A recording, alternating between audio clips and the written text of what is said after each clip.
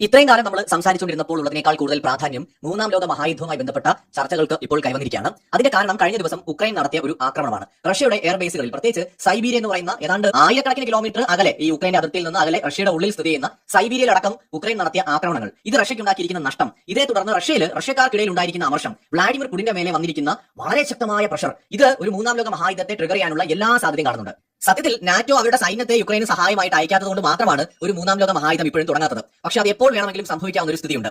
ഈ ഒരു കാര്യത്തെക്കുറിച്ച് ചൈനയ്ക്കും നന്നായിട്ട് അറിയാം. അതുകൊണ്ടാണ് ഒരു തരത്തിലും സാധാരണ കാണാത്ത തരത്തിലുള്ള ചില പരിശീലനങ്ങൾ, ഈ ചൈനീസ് പട്ടാളത്തിന് ഈ യുദ്ധങ്ങളിൽ പങ്കെടുത്ത പരിചയം വളരെ കുറവാണ്. അപ്പൊ അതുകൊണ്ട് തന്നെ സാധാരണ കണ്ടിട്ടില്ലാത്ത തരം പരിശീലനങ്ങൾ തായ്വാന്റെ മേഖലകളിൽ, പ്രത്യേകിച്ച് അമേരിക്കയുടെ നേവിയെയും അമേരിക്കൻ സൈന്യത്തെ നേരിടാൻ വേണ്ടിയും തായ്വാനെ നേരിടാൻ വേണ്ടിയിട്ടുമായിട്ട് ചൈന ചില പരിശീലനങ്ങൾ നടത്തുന്നുണ്ട്. ഇത് കഴിഞ്ഞ കുറച്ച് കാലങ്ങളായി നടന്നുകൊണ്ടിരുന്നതാണെങ്കിലും ഇപ്പോൾ അത് കുറെ കൂടി വേഗത്തിൽ അത്തരം പരിശീലനങ്ങൾ നടക്കുന്നതായിട്ട് ഓസ്ട്രേലിയ ആസ്ഥാനമായിട്ടുള്ള നിരവധി ന്യൂസ് ഏജൻസികളും സ്വതന്ത്രമായിട്ടുള്ള ഈ ഡിഫൻസ് രംഗത്തെ വിദഗ്ധരായിട്ടുള്ള ആൾക്കാരും ഇപ്പോൾ ചൂണ്ടിക്കാട്ടുന്നുണ്ട്.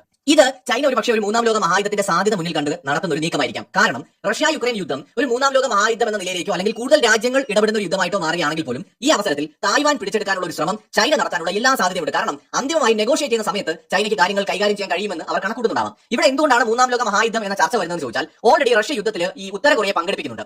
നമ്മൾ ഉക്രൈനെതിരായിട്ടുള്ള യുദ്ധത്തിൽ നാറ്റോ രാജ്യങ്ങൾ എങ്ങനെയാണോ ഉക്രൈന് സപ്പോർട്ട് കൊടുക്കുന്നത്, അതിപ്പോൾ സാറ്റലൈറ്റ് ഇമേജുകളുടെ രീതിയിൽ മാത്രമല്ലോ, ആയുധങ്ങൾ, പണം, അങ്ങനെ പല രീതിയിൽ ഇന്റലിജൻസ് സപ്പോർട്ട്, ഇതെല്ലാം ഉക്രൈന് നാറ്റോ രാജ്യങ്ങളും അമേരിക്കയും കൊടുക്കുന്നുണ്ട്. ഇതേ രീതിയിൽ പരസ്യമായിട്ട് സപ്പോർട്ട് ചെയ്യുന്നില്ലെങ്കിലും രഹസ്യമായ സപ്പോർട്ടൊക്കെ ചൈന റഷ്യക്ക് കൊടുക്കുന്നുണ്ട്. രണ്ടാമത് ഉത്തര കൊറിയയുടെ വലിയ സപ്പോർട്ട് റഷ്യക്ക് കിട്ടുന്നുണ്ട്. ഇറാനും ഉത്തര കൊറിയയും ഡ്രോണുകളും ചില ആയുധങ്ങളും പോലും നിർമ്മിച്ച് റഷ്യക്ക് കൊടുക്കുന്നുണ്ട് എന്നും സൂചനകളുണ്ട്. ഈ ഉത്തര കൊറിയയുടെ സപ്പോർട്ട് വളരെ പ്രധാനമാണ്. ഉത്തര കൊറിയയുടെ മിസൈലുകൾ ഈ റഷ്യ ഉക്രൈനെതിരായിട്ട് യുദ്ധത്തിൽ ഉപയോഗിക്കുന്നുണ്ട്. ഉത്തര കൊറിയൻ സൈന്യം റഷ്യക്കൊപ്പം നിന്ന് യുദ്ധത്തിൽ പങ്കെടുക്കുന്നുണ്ട്. അപ്പോൾ ഓൾറെഡി ഇത് രണ്ട് രാജ്യങ്ങൾ എന്ന യുദ്ധത്തിൽ നിന്ന് കൂടുതൽ രാജ്യങ്ങൾ ഇൻവോൾവ് ആയിട്ടുള്ള ഒരു യുദ്ധമായിട്ട് മാറി കഴിഞ്ഞു. ഇതിനൊരു മൂന്നാം ലോക മഹായുദ്ധം എന്നൊരു രൂപം ഇതുവരെ കൈവന്നിട്ടില്ല എന്ന് മാത്രമേ ഉള്ളൂ. ഈ രണ്ടാം ലോക മഹായുദ്ധം ഉണ്ടായപ്പോഴും അത് പെട്ടെന്നൊരു ദിവസം ഒരു രാത്രി ഇരുട്ടി വെളുത്തപ്പോൾ രണ്ടാം ലോക മഹായുദ്ധം ഉണ്ടായതല്ല. അത് ഘട്ടം ഘട്ടമായിട്ട് ഉണ്ടായ ഒന്നാണ്. ഈ മഹായുദ്ധങ്ങളൊക്കെ നടക്കുന്നത് അങ്ങനെയാണ്. ഇപ്പോൾ 1939 യുദ്ധത്തിന് ഒരു ഔദ്യോഗികമായ ഒരു തുടക്കം ഉണ്ടാവുന്നത്. ആദ്യഘട്ടത്തിൽ ജർമ്മനി പോളണ്ട് പിടിച്ചെടുക്കുന്നുണ്ട്. ഇതിനുശേഷം ബ്രിട്ടനും ഫ്രാൻസും യുദ്ധം പ്രഖ്യാപിക്കുന്നു ജർമ്മനിക്കെതിരെ. പിന്നാലെ Australia, New Zealand, Canada, South Africa, British ഇന്ത്യയും ഒക്കെ ജർമ്മനിക്കെതിരെ യുദ്ധം പ്രഖ്യാപിക്കുന്നു. സെപ്റ്റംബർ 17 സോവിയറ്റ് യൂണിയൻ എന്തെയാണ്, പോളണ്ടിനെ ആക്രമിക്കുകയാണ്.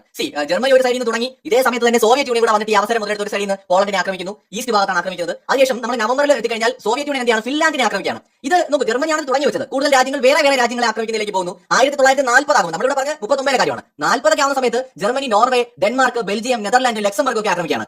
ജൂണൊക്കെ ആവുന്ന സമയത്ത് 1940 ഇറ്റലി ഇതിലേക്ക് ഇടപെടുകയാണ്. ഇറ്റലി യുദ്ധം പ്രഖ്യാപിക്കുന്നത് ഫ്രാൻസിനും ബ്രിട്ടനും എതിരെയാണ്. ജർമ്മനി പാരീസ് പിടിച്ചെടുക്കുകയാണ് ഈ ജൂണിൽ തന്നെ. അങ്ങനെ രണ്ടാം ലോക മഹായുദ്ധം വർഷം പിന്നിടുകയാണ്. 1941 എത്തുമ്പോഴാണ് ജർമ്മനി സോവിയറ്റ് യൂണിയൻ ആക്രമിക്കുന്നത്. 39 തുടങ്ങിയ യുദ്ധമാണ്. 41 ആകുമ്പോഴാണ് ജർമ്മനി സോവിയറ്റ് യൂണിയൻ ആക്രമിക്കുന്നത്. അതേ സമയത്ത് തന്നെ ഈ 41 ജൂലൈ 7 യുഎസിന്റെ ഒരു ഇടപെടൽ ഉണ്ടാവുന്നത്. അമേരിക്ക ഐസ്ലൻഡ് പിടിച്ചുവെക്കുകയാണ്. ഐസ്ലൻഡ് പിടിച്ചുവെച്ചതിനാണ് ജർമ്മനിയുടെ കൺട്രോൾ തടയുന്നതിന് വേണ്ടിയിട്ടാണ്. ഈ ഡിസംബർ ആകുമ്പോഴേക്കും 1941 ഡിസംബർ, അതായത് ആ വർഷം അവസാനിക്കാറാകുമ്പോഴാണ് ജപ്പാൻ എന്ത് ചെയ്യുന്നത്, ഇവിടേക്ക് വരുന്നു. ജപ്പാൻ നേരെ പേൾ ഹാർബർ ആക്രമിക്കുന്നു, അമേരിക്ക ആക്രമിക്കുന്നു. അങ്ങനെ അമേരിക്ക എന്ത് ചെയ്യുന്നു, യുദ്ധത്തിലേക്ക് പൂർണ്ണമായിട്ട് ഇറങ്ങുകയാണ്. ഇത് ചൈന ഒരു അവസരമായിട്ട് കാണുന്നു. കാരണം ചൈനയും ജപ്പാനും തമ്മിൽ ഓൾറെഡി വലിയ ശത്രുത ഉണ്ടായിരുന്നു. അമേരിക്ക കൂടി ഇറങ്ങിയ അവസരത്തിൽ എന്താണ്, ചൈനയും ജപ്പാനെതിരെ അങ്ങോട്ട് യുദ്ധം പ്രഖ്യാപിക്കുകയാണ്. പിന്നാലെ കാനഡ, ഓസ്ട്രേലിയ, UK ഈ രാജ്യങ്ങൾ കൂടി ജപ്പാനെതിരെ യുദ്ധം പ്രഖ്യാപിക്കുന്നു. പുറകെ ഒരുപാട് രാജ്യങ്ങൾ, ലാറ്റിൻ അമേരിക്കൻ രാജ്യങ്ങൾ അടക്കം യുദ്ധത്തിലേക്ക് വരുന്നു. 1942 യുദ്ധം വീണ്ടും മൂർച്ഛിക്കുകയാണ്. പല രാജ്യങ്ങളും കൂടുതലായിട്ട് വരുന്നു. 43 യുദ്ധം തുടരുകയാണ്. അതുപോലെ 44 യുദ്ധം തുടരുകയാണ്. 45 യുദ്ധം അവസാനിക്കുന്നത്. അപ്പോൾ 1939 തുടങ്ങിയ ഒരു യുദ്ധമാണ്. 2022 റഷ്യ യുക്രൈനെ ആക്രമിക്കുന്നത്. സാധാരണ രീതിയിൽ രണ്ടാം ലോക മഹായുദ്ധത്തിന്റെ അതേ സാഹചര്യം.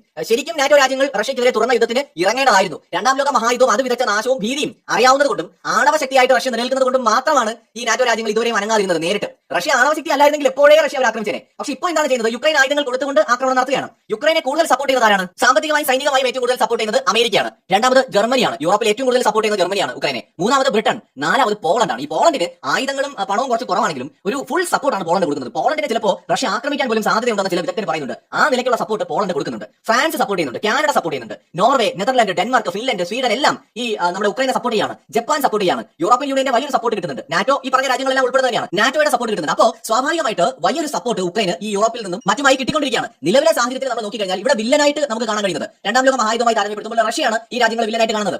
ഈ രണ്ടാം ലോക മഹായുദ്ധത്തിൽ തമ്മിലടിച്ചിരുന്ന രാജ്യങ്ങളിൽ വലിയൊരു വിഭാഗം എന്ന് ഒറ്റക്കെട്ടാണ്. എന്ന് വെച്ചാൽ Germany, Italy, Japan, America, France, Britain ഇവരെല്ലാം ഇന്ന് ഒരു സൈഡിലാണ് യുക്രൈനൊപ്പം. മറുഭാഗത്ത് റഷ്യയാണ്. റഷ്യയെ നേരിട്ട് സപ്പോർട്ട് ചെയ്യുന്നത് ഉത്തര കൊറിയയാണ്. അല്ലാത്ത സപ്പോർട്ട്, പരോക്ഷമായ സപ്പോർട്ട് ചൈനയും ഇറാനും കൊടുക്കുന്നുണ്ട്. അപ്പോൾ ഇതാണ് ഇപ്പോൾ സംഭവിച്ചുകൊണ്ടിരിക്കുന്നത്. അപ്പോൾ ഏതെങ്കിലും തരത്തിൽ റഷ്യ വേറൊരു രാജ്യത്തെ ആക്രമിക്കുകയോ നാറ്റോ രാജ്യങ്ങളുമായിട്ട് നേരിട്ടൊരു യുദ്ധം ഉണ്ടാവുകയോ ചെയ്യുകയാണെങ്കിൽ സ്വാഭാവികമായിട്ട് ഈ അവസരത്തിൽ ചൈന തായ്വാൻ പിടിക്കാനായിട്ടുള്ള ഒരു ശ്രമം നടത്തും. ഈ ഒരു അവസരത്തിൽ അമേരിക്ക ഒരു വലിയ മുതലെടുപ്പ് നടത്തിയേക്കാം. കാരണം അമേരിക്കയ്ക്ക് ഇതിൽ വലിയ ഗോൾസ് ഉണ്ട്. ഇപ്പൊ ട്രംപിന്റെ സ്റ്റേറ്റ്മെന്റുകൾ വിശകലനം ചെയ്യുമ്പോൾ ട്രംപ് ഗ്രീൻലാൻഡിന്റെ പ്രൊട്ടക്ടറായിട്ട് അവതരിച്ചുകൊണ്ട് വേണമെങ്കിൽ ഗ്രീൻലാൻഡ് നൈസായിട്ട് പിടിച്ചെടുക്കാനുള്ള സാധ്യത കാണുന്നുണ്ട്. ഞങ്ങൾ സംരക്ഷിക്കും, റഷ്യയുടെ കയ്യിൽ കിട്ടാതിരിക്കാൻ എന്ന് പറഞ്ഞുകൊണ്ട് വേണമെങ്കിൽ ട്രംപ് ഈ അവസരം ഉപയോഗപ്പെടുത്താം. സാധ്യതകളാണ്. കാനഡയെ ചിലപ്പോൾ റഷ്യ ആക്രമിക്കുന്നതിൽ നിന്ന് രക്ഷിക്കാനുള്ള അമേരിക്കയ്ക്ക് പറ്റൂ എന്ന് പറഞ്ഞുകൊണ്ട് അമേരിക്ക കാനഡയെ പ്രൊട്ടക്ട് ചെയ്യാം, എന്നിട്ട് അവരുടെ കയ്യിൽ അതിനെ നിലനിർത്താം. ഒരു ആഗോളതലത്തിൽ നിലവിലെ ലോകക്രമത്തെ തന്നെ ചിലപ്പോൾ മാറ്റിമറിക്കാൻ സാധ്യതയുള്ള ഒരു വലിയ യുദ്ധമായിട്ട് മാറാനുള്ള സാധ്യത ഇപ്പോഴുണ്ട്. പ്രത്യേകിച്ച് കഴിഞ്ഞ ദിവസങ്ങളിൽ യുക്രൈൻ നടത്തിയ ആക്രമണം വ്ളാഡിമിർ പുടിന് വലിയ ക്ഷീണം ഉണ്ടാക്കിയിട്ടുണ്ട്. നമ്മൾ ഈ റഷ്യൻ സോഷ്യൽ മീഡിയ പ്ലാറ്റ്ഫോംസ് നോക്കി അറിയാം, ഭയങ്കരമായിട്ട് പുടിന്റെ മേൽ പ്രഷർ വരുന്നുണ്ട്. ഉക്രൈനെ ബാക്കി വെക്കരുത്, ആണവായുധം തന്നെ ഉപയോഗിക്കണമെന്നാണ് പറയുന്നത്. റഷ്യ യുക്രൈന് മേൽ ആണവായുധം ഉപയോഗിക്കുകയോ സമാനമായ ഒരു വലിയ ആക്രമണം നടത്തുകയോ ചെയ്താൽ ചിലപ്പോൾ പോളണ്ടും ഫിൻലാൻഡും ജർമ്മനിയും അടക്കമുള്ള രാജ്യങ്ങൾ റഷ്യക്കെതിരെ യുദ്ധം പ്രഖ്യാപിക്കാനുള്ള വലിയ സാധ്യതയുണ്ട്. കാരണം റഷ്യയുടെ ഉദ്ദേശം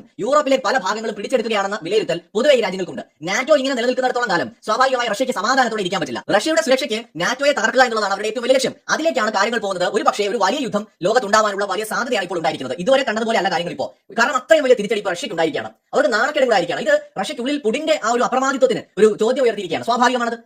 ഇവിടെ ഒരു എയർക്രാഫ്റ്റോ 2 എയർക്രാഫ്റ്റോ പോയോ എന്ന സംശയമുള്ളപ്പോൾ പോലും ഇവിടെ ഇന്ത്യയിൽ നമ്മൾ കാണുന്നുണ്ട് ആൾക്കാർ ഉണ്ടാക്കുന്ന പ്രഷർ. യുദ്ധത്തിൽ ഇതൊക്കെ സർവ്വസാധാരണമാണെന്ന് അറിയാമായിരുന്നിട്ട് പോലും ഇങ്ങനെയാണ് അവസ്ഥ. നമുക്ക് ഊഹിക്കാവുന്നതേ ഉള്ളൂ റഷ്യക്കാർ യുക്രൈൻ ഇത്രയും വലിയ ആക്രമണം നടത്തുമ്പോൾ പുടിന്റെ പേരുള്ള ഒരു ഭാരം എത്രത്തോളമായിരിക്കുമെന്ന് റഷ്യ പറഞ്ഞു കഴിഞ്ഞു തിരിച്ചടിക്കുമെന്ന്. ഒരു മൂന്നാം ലോക മഹായുദ്ധത്തിന്റെ എല്ലാ സാധ്യതയുടെയും തൊട്ടടുത്ത് നിൽക്കുകയാണ് ഇപ്പോൾ. ആകെ ഇതിനൊരു തടസ്സം ആണവായുധം മാത്രമാണ്. റഷ്യയുടെ കയ്യിൽ ഇല്ലായിരുന്നെങ്കിൽ എപ്പോഴേ മൂന്നാം ലോക മഹായുദ്ധം പൊട്ടിപ്പുറപ്പെട്ടേനെ. മറ്റൊരു വീഡിയോയുമായി വീണ്ടും വരാം.